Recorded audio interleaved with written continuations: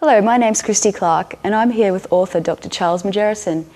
He has developed an approach to problem solving by studying the work of many great innovators. Charles, could you tell us more about this? I was working in an oil refinery originally and found that people were trying to solve many technical problems, such as how do you actually keep the oil refinery working when there were various problems such as safety, or how do you keep costs down. And typically there were problems every day of the week and they had to bring together teams of people. And my job was to go around and try to help them develop the teamwork and the problem solving more effectively. And after interviewing many people, I found in fact there were four things which were invariably always there. First of all, there was a problem, otherwise they wouldn't have met. Secondly, they wanted a solution which everybody could agree upon and implement and solve the problem. But in order to do that, they had to discuss and they had to come up with a decision. And it sounds simple, but what I was trying to do was develop a system within the four things of what they could actually do by way of improving their skills. So what are the skills that are necessary to be good at problem solving at work? Five main skills came out from looking at what they were doing. First of all, if you really want to understand a problem, you must go out and start asking questions. Otherwise, you haven't really got the information. And therefore, the skill of inquiry is primarily the first thing that people need. Once you've actually been out and talked to people and had a discussion and you've got this information, the question is, what does it mean?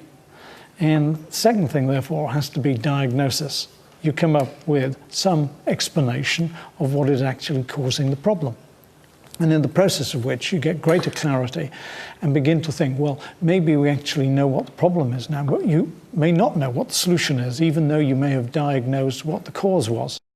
The next thing is to summarize and to bring all these ideas together that people have got and all the information so that everybody says, yes, we've tried to cover all of the factors here and we have actually looked at all the possible explanations and the diagnosis, rather than just rushing to a solution, which of course people were originally. They had a problem, they wanted to get a quick solution, so therefore they tried to solve the problem, sometimes before they knew what it was. So after you've done an inquiry, you've gone to a diagnosis, you come to a summary. The next thing is to come up with some proposals rather than just one answer, so that you can actually evaluate and see which will work. And once you've done that, you can begin to look at the costs and benefits of each of the proposals and see whether or not it's going to be effective. And that leads you on, of course, to the fifth thing, which is actually doing something about it, which is the skill of coordinating a solution to get effective action. And how does that all fit together, Charles? The first thing to do is to sit down with people and have them look at the cases and examples that they've been working on to see where in fact they've been effective and where they've not been effective.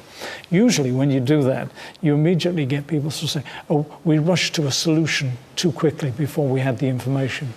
Or we got the information but our diagnosis of the problem was not really correct. Or we raced ahead to get one solution before we'd evaluated the alternatives. So the important thing is to get people to start thinking through, working out how they have tackled problems in the past, develop their skills, meet and have confidence so that you have people who've got skills of chairmanship, for example, of being able to say, have we done a good inquiry? Did we really go around and diagnose the problem? What is the summary? And getting the, particularly if you're in a leadership role, to have the skills of summarizing the views of others before you race into proposals and solutions. How is that model being used? It's been used in many interesting ways, from airline pilots on cockpit resource management programs, helping them solve problems in the cockpit and communicate more effectively, through to working with people in banks on innovation projects, coming up with new products, new ideas, new services. And of course, as I mentioned before, in the oil refinery, tackling problems of safety, tackling problems of project management. And all of these are ways in which you can use those five skills. If you take the cockpit resource situation, if you're flying at 30,000 feet, if you really hit a serious problem, you have probably 10 minutes, maybe 15 minutes, depending on how you're flying the airplane, before you hit the ground. It's not a long time to actually solve a problem. And what we did, we worked with a major airline to help the people in the cockpit, the captain and the co-pilot and the flight engineer, have a common language and a common system rather than just reacting to the emergency. They could actually go through inquiry, diagnosis, summary, proposing, coordinating, and think through whether they'd done those steps and know that they were doing them in some sort of logical order. Likewise, when you're tackling problems in a refinery, you might not have a lot of time. If in fact there's a really dangerous problem, you need people to have a similar system and a similar way of approaching it. Likewise, when you're dealing with creative problems or issues and opportunities in a banking environment or any environment where you've got business opportunities, you want people to have a similar kind of approach, not in terms of the ideas, but in terms of the way they communicate with each other about those ideas to solve the problem. So how easy is it to learn these skills? Mainly by actually practicing in real situations. If you do it theoretically, it just looks like another model.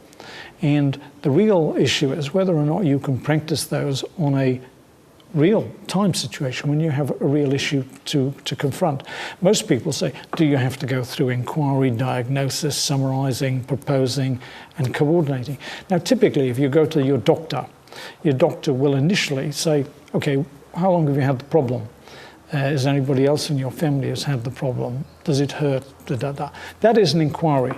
Next, they will take some time out and say, okay, well, let's try and understand what's causing this pain that you've got. That is a diagnosis.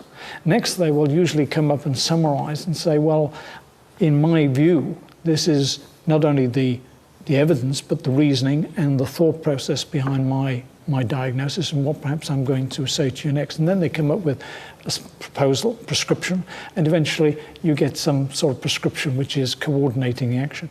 Now, you don't always have to go through those 5 steps. It may be well that you actually have got a lot of information before you come into the meeting and you can go into diagnosis. There may be other occasions when people are putting to you a solution and you're going back to the problem.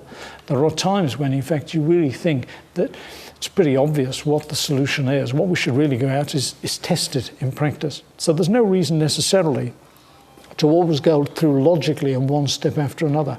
What you should be doing is using the skills which are appropriate to the situation. But particularly if you're a team leader, making sure that you haven't got some people who are inquiring while other people are trying to coordinate. Exactly. Thank you for your time, Charles, and I look forward to using the CPS model in my own work.